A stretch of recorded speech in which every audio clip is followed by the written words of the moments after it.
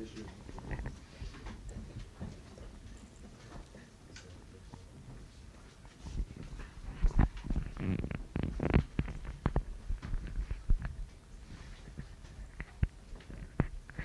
Guys ready? Well, we're obviously back to work. We had a good win on the road. As I mentioned yesterday, we were pretty average in the way we played in the first half. I think everybody's aware of that.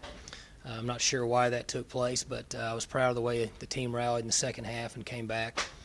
We had enough guys to make plays, and then defense played much, much better, and a couple key plays in special teams. So I'm looking forward to this week. Obviously, it's a very big game. I don't think there's anybody that would say anything other than that. Our team is excited about preparation this week. We're looking forward to 3 good days of practice and a walkthrough, and I'm getting ready to play. We'll certainly be very excited about the opportunity that's ahead of us, but we won't change anything from what we've done any other week. We want our players to prepare and practice the same way we have. Coaches will have good plans and hold the players accountable for effort on Saturday and go play Saturday night. Mike, did you sense any extra excitement with your guys heading into this game? Oh, I think there's always extra excitement. And you come to the point in the season where you're involved in really big football games, and they've had a lot of success. You got ESPN Game Day bus here, and then game day's coming on the weekend. So just the buzz that you feel on campus and in the community, and I'm sure they're getting it over in the campus apartments where they live. So it's just normal, kind of the routine of what happens when you're having success. We talk a lot about routine and doing things the same way each week. How does Thanksgiving change that? Well, we always practice a little earlier on Thanksgiving, and that way players that live relatively close have the opportunity to go home, spend time with their family, and come back on a Friday. So there's a little bit of variance in what we do, but total number of reps and practice time and everything that we do every other week will stay the same. Any additional practice time this week? No, we'll do it the same way we have the last few months. Might be able to lose a game, but as you look back now at any lessons learned from that game with Nebraska, especially since that's the last time you've had this much national attention on a game, what can you take from that will help your team this week as you get ready for this one? Oh, I don't know that the national attention affected us more than poor tackling and our inability to score touchdowns a couple times instead of field goals was the biggest factor in that game. And I've said this from day one. Our goal is to win every game we play. Our goal is to win the Big 12 championship. It's a long season. It's extremely difficult to do, but we'll do go through the same routine this week we have every other week, and hopefully our players will perform at a high level. We expect them to practice well. We expect them to prepare mentally. We'll be involved in that process, and we expect them to go out and play well enough to win the game.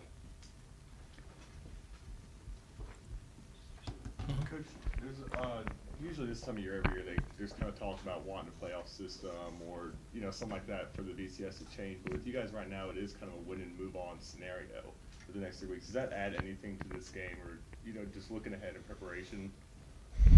Well, we've been in that scenario for a number of weeks because the way it all falls, ultimately in the end, to guarantee yourself to move on, you have to win the game. And if you falter prior to the last game, then chances are you may not be in this situation at all. And I think our players understand that. But there's also a caution against added pressure in a game like this because this game counts as one, just like the last 2 or 3 did that we had to win to get in this situation. And so I always push the importance of continuing with routine and structure and practice and going to class and all the things that are important to keep them in the same format in order to get ready for this game. Mike, how would you define Ryan Boyles? Our defensive coaches will have to put their heads together. They started working on it last night. He's very good. He's elusive in space. He catches the ball well. He catches the ball down the field well.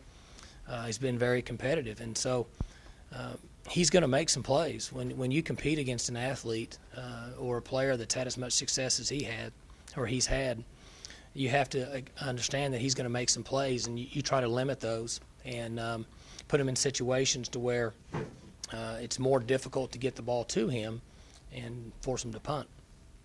A&M had success by pressure and not letting them throw those sideways passes or being right on them when they did. What's the risk in doing that, and which will you fall on? Well, I'm not sure that we've solidified the plan yet, but those discussions have taken place, and there's risk reward in whatever you try to do, whether you play zone, drop off, 3-man rush, 4-man rush, presser, blitz, zone blitz, or man blitz. There's give and take. Our defensive coaches understand that, and I'm sure Oklahoma's offensive coaches understand that. So I would say a mixture would be the best way to try to keep him under control. Coach, talk about the matches between those front seven problems. You know, I feel like that this is the best front seven that we've gone against. Bill's a really good player. He's got, I don't know, 7 or 8 sacks. I don't know for sure what the number is, but he's very, very good at pressuring the passer. The other guys inside have made plays, and they move well side to side. Their linebackers have run well and made tackles. So, in my opinion, you have to ask Coach Holgerson and the offensive staff, but I think it's the best front seven that we've gone against this year. And, I guess to answer your question, I like our guys. I like the play we're getting out of our offensive line, and you certainly understand this from your experiences. I am somewhat surprised at the success they've had for the first year that those 5 have played together.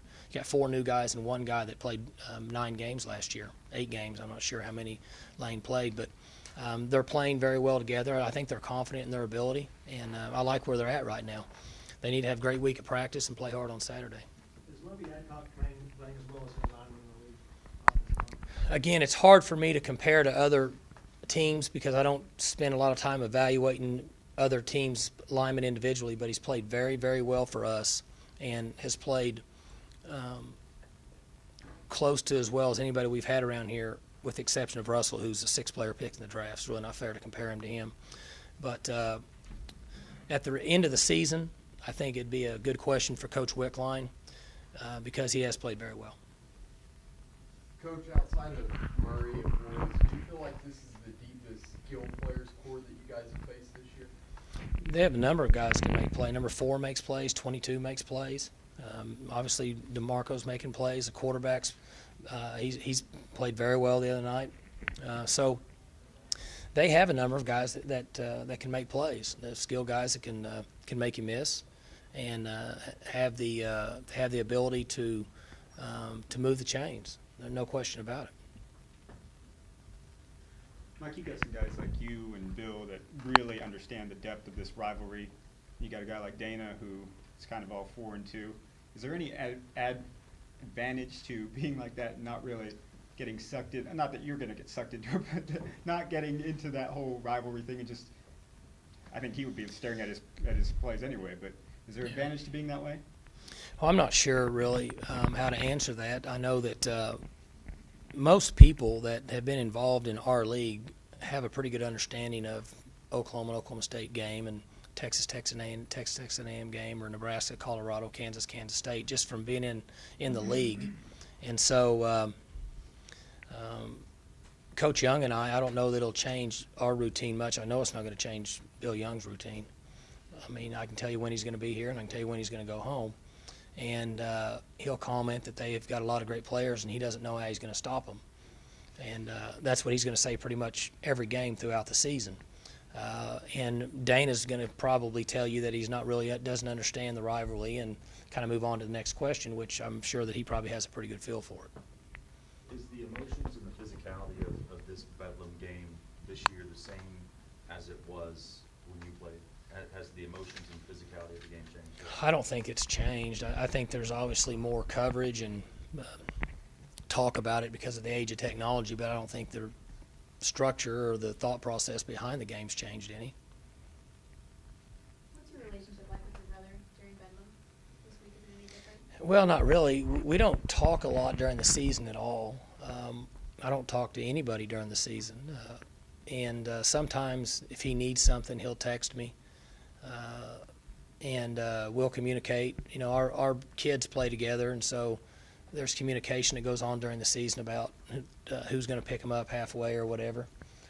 But we really don't talk much. Now, we eat dinner together on Thursday, and without getting into that whole scenario again, you know, there's no football allowed to be conversation to go on anywhere in the house, high school, college, or pro. So that eliminates that aspect of the holiday. But